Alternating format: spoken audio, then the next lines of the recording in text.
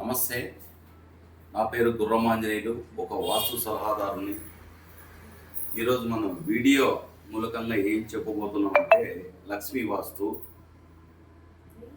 జనరల్గా మన తెలుగు రాష్ట్రాల్లో ఒక వాస్తు గురించి కొన్ని అభిప్రాయాలు ఉంటాయండి.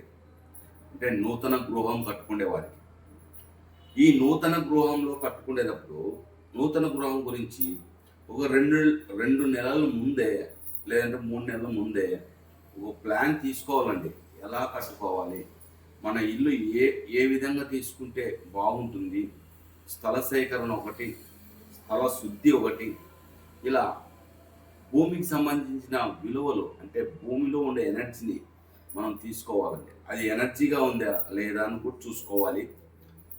వాస్తు శాస్త్రం ప్రకారమే ఇల్లు కట్టాలండి. వాస్తుకు విరుద్ధంగా కట్టుకోకూడదు. ఆ విధంగా మనం సలహా తీసుకొని ఒక వాస్తు పురుషుని వాస్తు సలహాదారులతో తర్వాత వచ్చేసి ముహూర్తం పెట్టుకోవాలండి.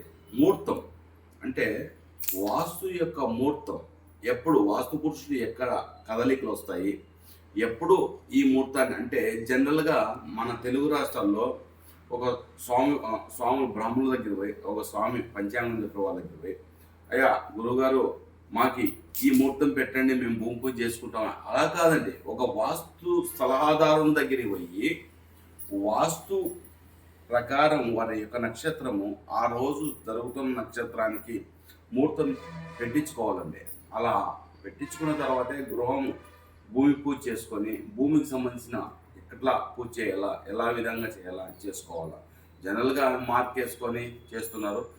కొంతమంది ఏం చేస్తున్నారంటే పొరపాటుగా వాస్తు మార్క్ వేయించుకొని మార్క్ వేయించక ముందే అంటే ప్లాన్ తీసుకోక ముందే భూమి పూజ చేసుకొని ప్లాన్ తీసుకుంటున్నారు, మార్కింగ్ చేయించుకున్నారు. ఇలా తప్పు.